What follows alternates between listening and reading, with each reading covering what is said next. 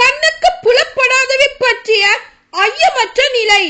இந்த நம்பிக்கையால் தான் நம் மூதாதையர் நற்சான்று பெற்றனர். உலகம் முழுமையும் கடவுளின் சொல்லால் உருவாக்கப்பட்டது என்றும் காணப்படாதவற்றில் நின்று காணப்படுகிறவை உண்டாயின என்றும் நம்பிக்கையாலே புரிந்து கொள்கிறோம். நம்பிக்கையினால் தான் ஆபேல் காயினுடைய பலியை விட மேலான பலியை கடவுளுக்கு செலுத்தினார். அதனால் அவர் நேர்மையானவர் என கடவுளிடமிருந்து நற்சான்று பெற்றார். அவருடைய காணிக்கைகளை குறித்து கடவுளை சான்று பகிர்ந்தார். இறந்து போன போதிலும் இந்த ஆபேல் நம்பிக்கையின் மூலம் இன்னும் பேசிக்கொண்டே இருக்கிறார்.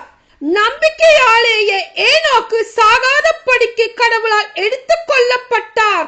கடவுள் அவரை எடுத்துக் கொண்டதால் அவர் காணாமற் போய்விட்டார். அவர் மேலே எடுத்து கொள்ளப்படும் முன்பே கடவுளுக்கு உகந்தவர் என்று நற்சான்று பெற்றவரானார்.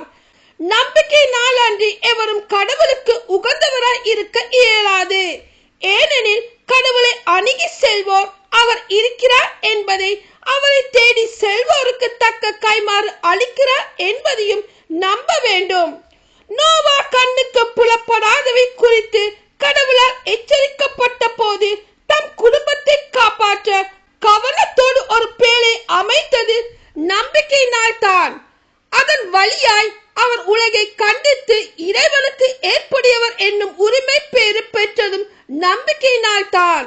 ஆபிரகாம் தாம் அழைக்கப்பட்ட போது கீழ்ப்படிந்து உரிமை பேரை பெறவிருந்த இடத்துக்கு சென்றதும் நம்பிக்கையினால் தான். தாம் எங்கே போக வேண்டும் என்று தெரியாதிருந்தும் அவர் புறப்பட்டு சென்றார்.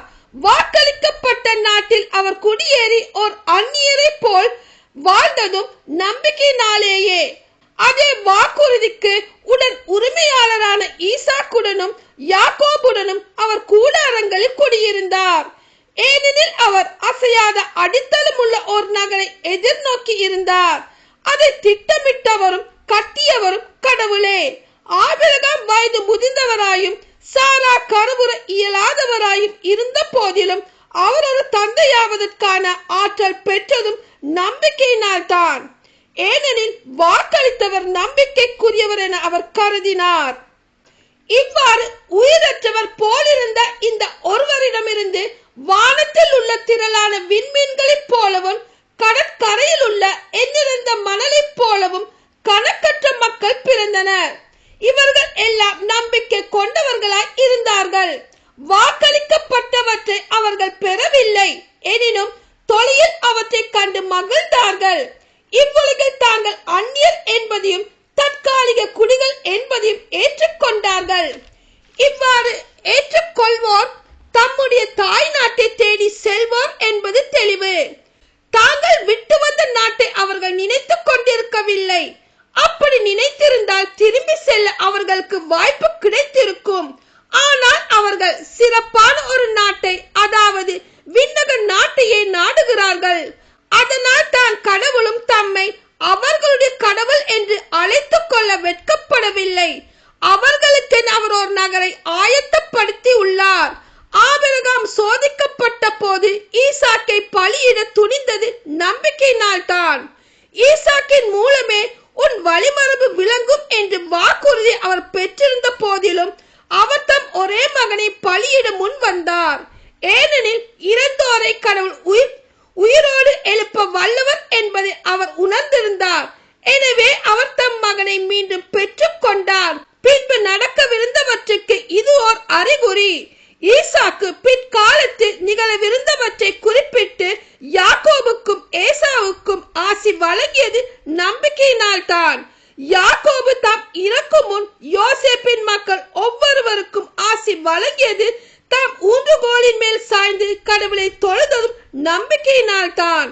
இஸ்ரேல் மக்கள் எகிப்து நாட்டை விட்டு வெளியேறுவர் என்று இறக்கும் தருவாயில் யோசேப்பு குறிப்பிட்டதும் தம் எலும்புகளை என்ன செய்ய வேண்டும் என்று பணித்ததும் நம்பிக்கையினால் தான். மோசே பிறந்த போது குழந்தை அழகாய் இருக்க கண்டு அவருடைய பெற்றோர் அரசுடைய ஆணைக்கு அஞ்சாது 3 மாதம் அவரை ஒளித்து வைத்ததும் நம்பிக்கையினால் தான்.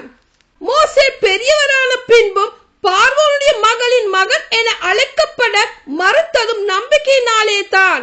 பாவத்தில் சிறிது காலம் இன்புறுவதை விட கடவுளுடைய மக்களோடு சேர்ந்து துன்புறுவதை அவர் தேர்ந்து கொண்டார்.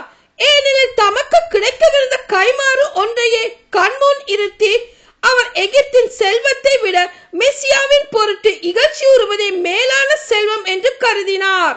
அரசருடைய சீற்றத்துக்கு அஞ்சாது அவர் எகிப்தை விட்டு வெளியேறியதும் நம்பிக்கையினால் தான். கண்ணுக்கு புலப்படாதவற்றை கண்ணால் பார்ப்பவர் போன்று உறுதியாய் இருந்தார். அவர் பாஸ்காவை கொண்டாடியதும் தலை பேரானவர்களை அழிக்க வந்தவன் இஸ்ரேலை தீண்டாதபடி இரத்தத்தை தெளித்ததும் நம்பிக்கையினால் தான். இஸ்ரேல் கட்டாந்தரியை கடப்பது போன்று செங்கடலை கடந்து சென்றது நம்பிக்கையினால் தான். ஆனால் எகிப்தர் அதை கடக்க முயன்ற போது மூழ்கி விட்டனர். இஸ்ரேல் 7 நாள் வலம் வந்த பின்னர் எரிகோவின் மதில்கள் விழுந்ததும் நம்பிக்கையினால் தான். விளை மகளான ராகாப்பு ஒற்றர்கள் நன்கு வரவேற்று கீழ்ப்படியாதவரோடு அழியாது தப்பித்துக் கொண்டதும் நம்பிக்கையினால் தான். இன்னும் கூற வேண்டுமா? கிதியோன், பாராக்கு, சிம்சோன், இப்தாக்கு, தாவீது, சாமுவேல் ஆகியோரை பற்றியும் இறைவாக்கினர் பற்றியும் எடுத்துரைக்க எனக்கு நேரம் இல்லை. நம்பிக்கையினாலேயே இவர்கள் அரசர்களை வென்றார்கள், நேர்மையாக செயல்பட்டார்கள், கடவுள் வாக்களித்தவற்றை பெற்றார்கள், சிங்கங்களின் வாய்களை அடைத்தார்கள், தீயின் கொடுமையை தணித்தார்கள், வாழ்முனைக்கு தப்பினார்கள், வலுவற்றவராய் இருந்தும் வலிமை பெற்றார்கள், போரில் வீரம் காட்டினார்கள், மற்ற படைகளை முறியடித்தார்கள், பெண்கள் இறந்த தம் உறவினரை உயிர்த்தெழுந்தவராய் பெற்றுக் கொண்டார்கள். உயிர்த்தெழுந்து சிறப்புறும் பொருட்டு சிலர் விடுதலை பெற மறுத்து வதையுண்டு மடிந்தனர். வேறு சிலர் ஏளனத்துக்கும் கசையடிகளுக்கும் ஆளாயினர். விலங்கிடப்பட்டு சிறையில் கூட அடைக்கப்பட்டனர். சிலர் கல்லெறியப்பட்டனர், இரண்டாக அறுக்கப்பட்டனர், வாளுக்கு இரையாகி மடிந்தனர். செம்மறியின் தோலையும் வெள்ளாட்டு தோலையும் போர்த்திக் கொண்டு அலைந்து திரிந்தனர். வறுமையுற்று வாடினர், துன்புறுத்தப்பட்டனர், கொடுமைக்கு உள்ளாயினர். அவர்களை ஏற்க இவ்வுலகத்துக்கு தகுதி இல்லாமல் போயிற்று.